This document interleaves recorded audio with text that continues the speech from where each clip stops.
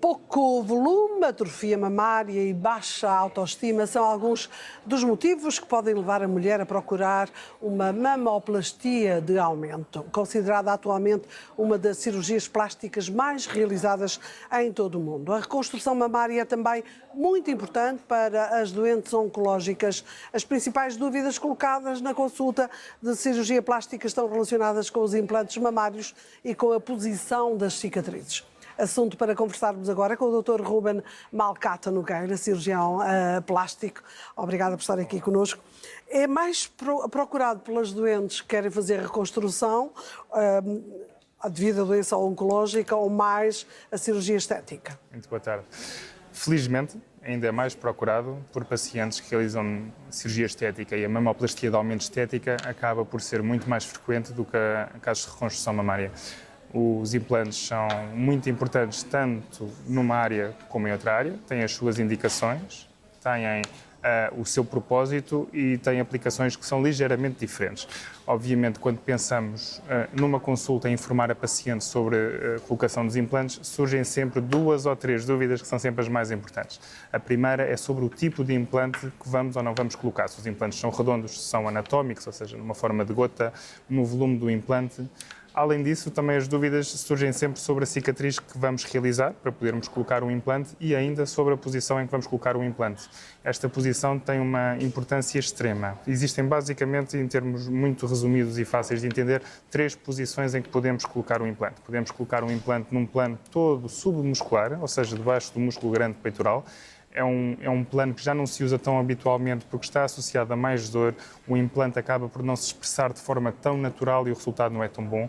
Podemos utilizar um plano acima do músculo grande peitoral, que é um plano mais anatómico da mama. Este plano é o que eu prefiro na sua quase maioria dos pacientes. Acaba por dar um resultado mais natural, a recuperação é muito mais rápida, as pacientes têm muito menos dor e o implante expressa-se de forma totalmente natural. Depois existe um misto das duas técnicas que se chama um plano dual plane, em que o implante fica parcialmente debaixo do músculo, na sua metade superior, e parcialmente à frente do músculo, na sua parte inferior.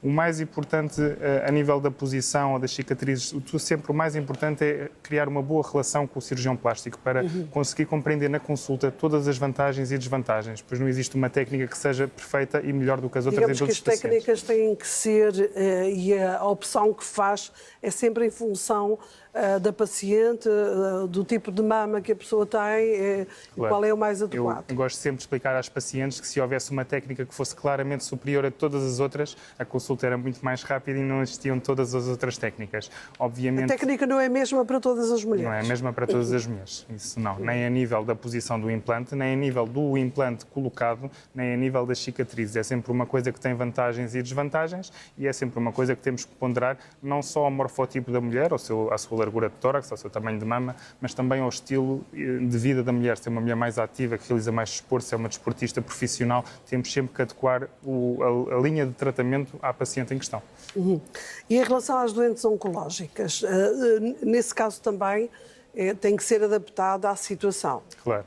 E essa é a parte mais importante, até porque essa intervenção é importantíssima porque eleva a autoestima da paciente. A reconstrução mamária é uma área importantíssima que eu tenho um prazer muito grande e a sorte de conseguir trabalhar com muitas pacientes de reconstrução mamária e, obviamente, nós entramos com um papel fundamental na recuperação dessa autoestima que tão bem diz.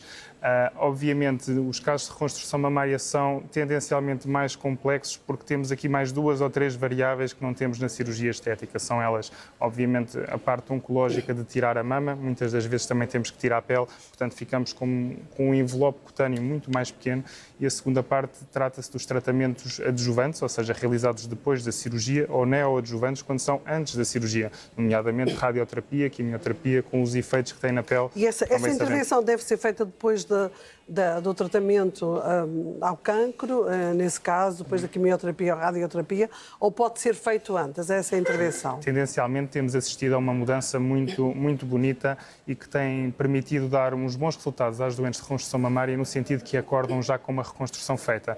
Portanto, hoje em dia temos realizado cada vez mais reconstruções imediatas, ou seja, no mesmo dia em que a paciente sofre a mastectomia, em que a mastectomia é realizada, nós realizamos a reconstrução, chamando-se reconstrução imediata.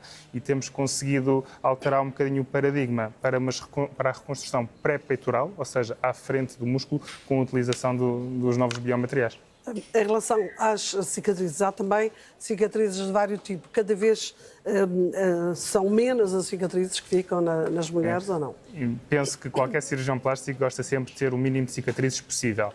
O que eu gosto sempre de explicar em consulta é que não podemos trocar a forma pela cicatriz. O mais importante é sempre a forma. As cicatrizes servem, no fundo, para fazer um vestido para a mama, para fazer um vestido bem ajustado.